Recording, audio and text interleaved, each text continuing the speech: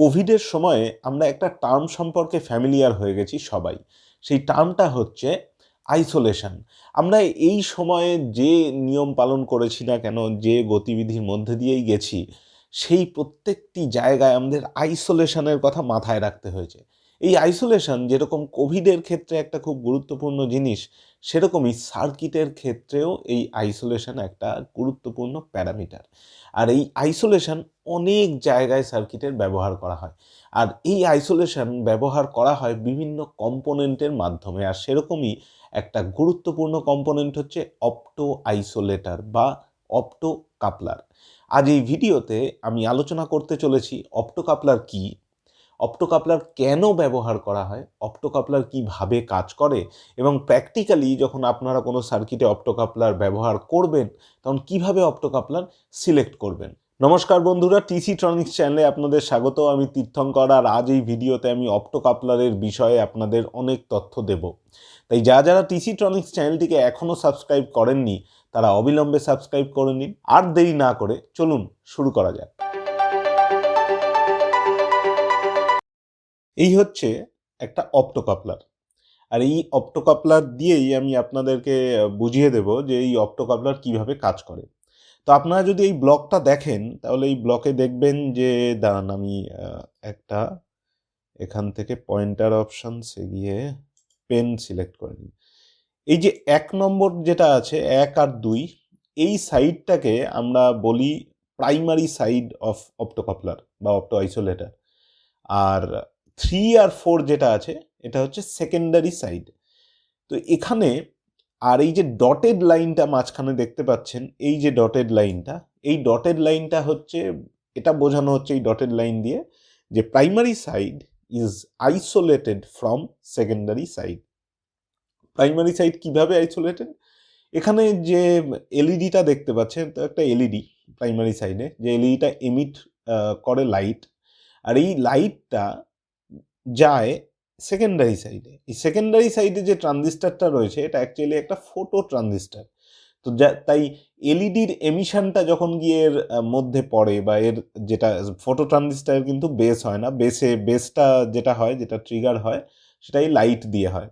তাই যখন এই লাইটটা এমিট করে যখন এই ট্রানজিস্টারের বেসে আসে বা ফোটো ট্রানজিস্টারকে ট্রিগার করে, তখন ফোটো ট্রানজিস্টারের এই যে কালেক্টর টার্মিনাল যেটা 3-তে রয়েছে আর এমিটার টার্মিনাল যেটা 4-এ রয়েছে, এই দুটো পার্ট শর্ট হয় বা এই ট্রানজিস্টারটা সুইচড অন হয়। তাই এখানে এই যে প্রাইমারি সাইড আর সেকেন্ডারি সাইড, সেটা কিন্তু অপটিক্যালি আইসোলেটেড। অপটিক্যালি আইসোলেটেড মানে এটার মধ্যে দিয়ে শুধু আলোর কানেকশন আছে, কোনো ফিজিক্যাল কানেকশন নেই।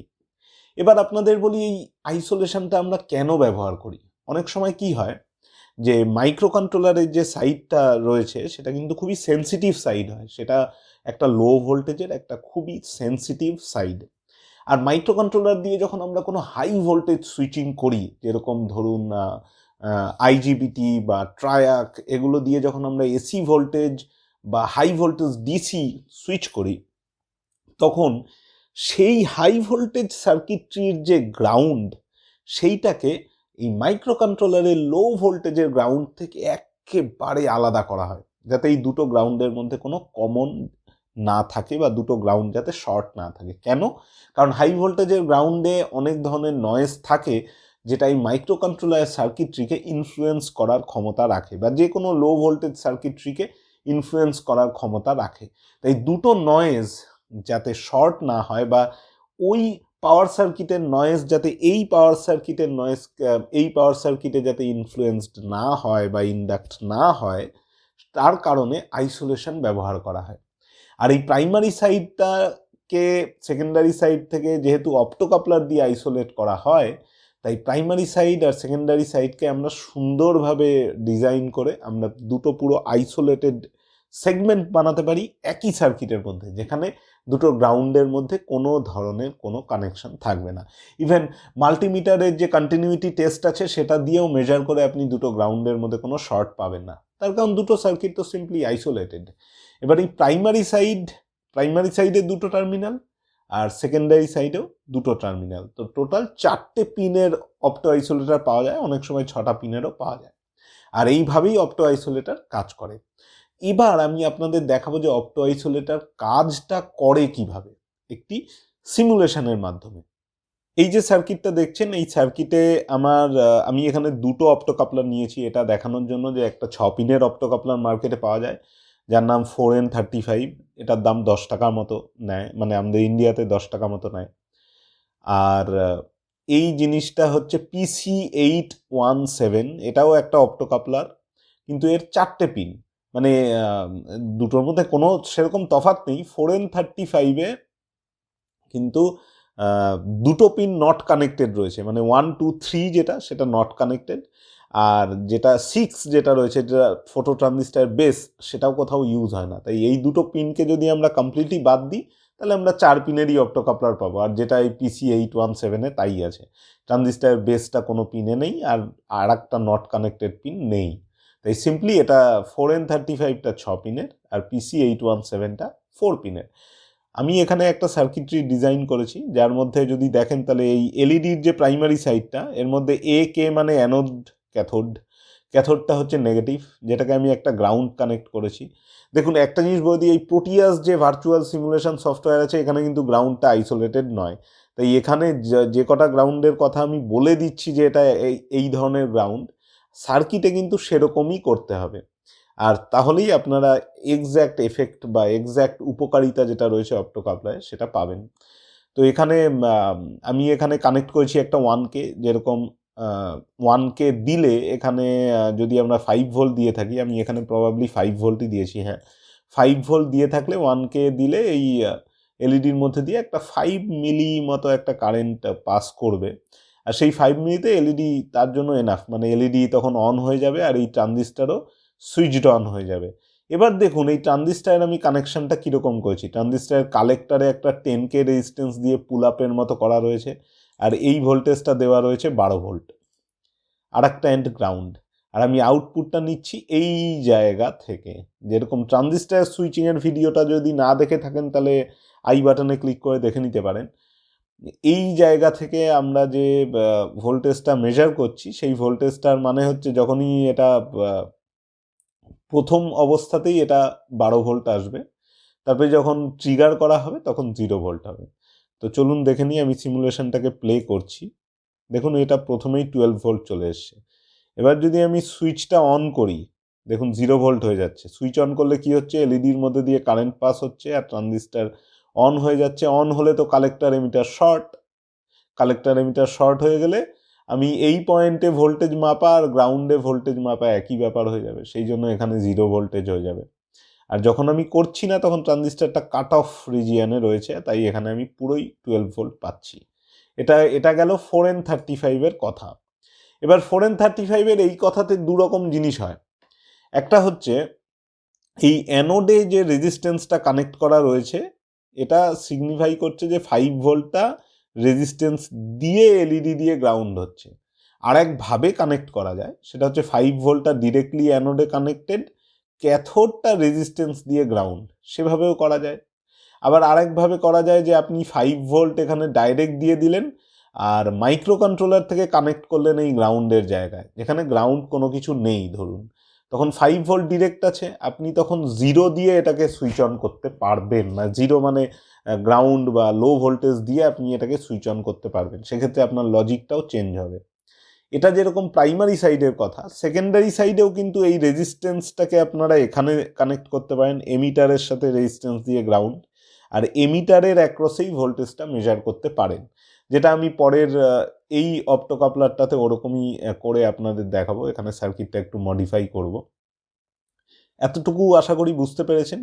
তো চলুন এই সার্কিটটাকে আমি একটু মডিফাই করে নিই। এই সার্কিটের এই পোর্শনগুলোকে আমি ডিলিট করে নিয়ে আমি রেজিস্ট্যান্সটাকে এমিটারে কানেক্ট করি, তাহলে আপনাদের বুঝতে একটু সুবিধা হবে। আমি এই রেজিস্ট্যান্সটাকে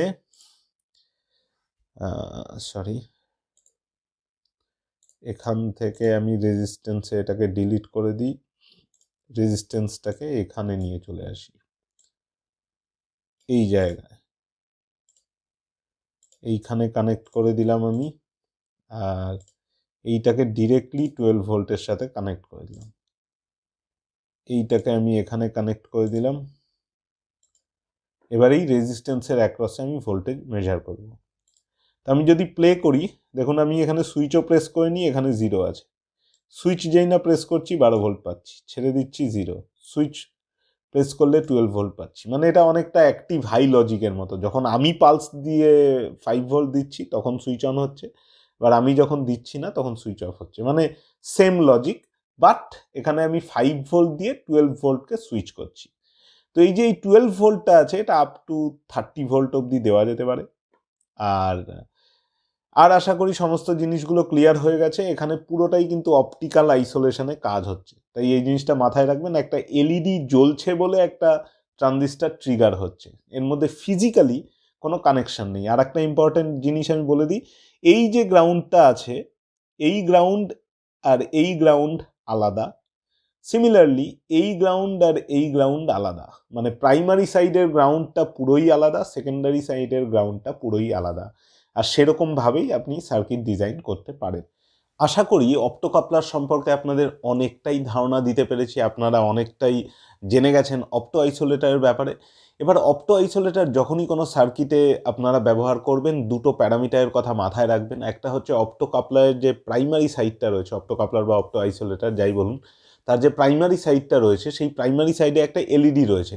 এই এলইডি কতটা এর ফরওয়ার্ড কারেন্ট, এর ফরওয়ার্ড কারেন্ট নর্মালি যেসব কম্পোনেন্ট মার্কেটে পাওয়া যায় সেখান থেকে জানা যায় যে এর ফরওয়ার্ড কারেন্ট অ্যারাউন্ড 10 মিলি অ্যাম্পসের মতো। তো আপনি 5 to 10 মিলি অ্যাম্পসের মতো কারেন্ট এর মধ্যে দিয়ে পাস করলেই এই এলইডিটা ভেতরে ভেতরে জ্বলবে আর প্যারালালি ওই ট্রানজিস্টারটাকে সুইচ করবে। তাই এখানে সেরকমই আপনাদের রেজিস্ট্যান্স চুজ করতে হবে। নর্মালি আমি যে কোনো সার্কিটে যেটা রেকমেন্ড করি সেটা হচ্ছে 1K একটা স্ট্যান্ডার্ড রেজিস্ট্যান্স, যেটা এই এলইডির সাথে অবশ্যই ইউজ করবেন যদি আপনি এলইডি দিয়ে আপনার পালসটা দিচ্ছেন। তো আর যদি গ্রাউন্ড দিয়ে দেন তাহলে সেখানে 1K দিয়েও আপনি গ্রাউন্ড করতে পারেন, দুরকমভাবেই করা যায়।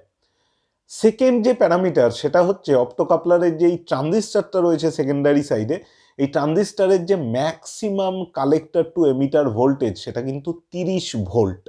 তাই চেষ্টা করবেন কখনোই এরকম সার্কিট না ডিজাইন করার যেখানে এর কালেক্টরে 30 ভোল্টের থেকে বেশি ভোল্টেজ আসতে পারে। সেক্ষেত্রে কিন্তু অপ্টোকাপলার প্রবলেম হতে পারে অপ্টোকাপলারে, আর আপনার সার্কিটটা আপনার এক্সপেকটেশন অনুযায়ী নাও পারফর্ম করতে পারে। তাই এই দুটো জিনিসের কথা মাথায় রেখে তবেই অপ্টোকাপলার সিলেক্ট করবেন। এই ভিডিওর মাধ্যমে যদি নতুন কিছু শিখে থাকেন তাহলে অবশ্যই ভিডিওটিকে লাইক করুন, শেয়ার করুন বন্ধুদের সাথে, আর জানান টিসি ট্রনিক্সের মতো চ্যানেলের কথা। আর টিসি ট্রনিক্স চ্যানেলটিকে সাবস্ক্রাইব করতে ভুলবেন না। আর আমি আরও অনেক ছোট ছোট প্রশ্নের উত্তর নিয়ে আসব। আপনারা কোন কোন ছোট ছোট প্রশ্নের উত্তর দেখতে চান বা কোন কোন জিনিস সম্পর্কে জানতে চান আমাকে কমেন্টে লিখে অবশ্যই জানান। এগুলো আমি ইউটিউব শর্টসের মাধ্যমে নিয়ে আসতে চলেছি। তাই যদি ইউটিউব শর্টস দেখতে আপনারা পছন্দ করেন বা এই চ্যানেলে আরও অনেক ধরনের শর্টস দেখতে চান, সেটিও আমাকে কমেন্টে অবশ্যই জানাবেন। তাই আপনাদের সাথে আবার দেখা হবে আমার পরের ভিডিওতে। ততক্ষণের জন্য নমস্কার।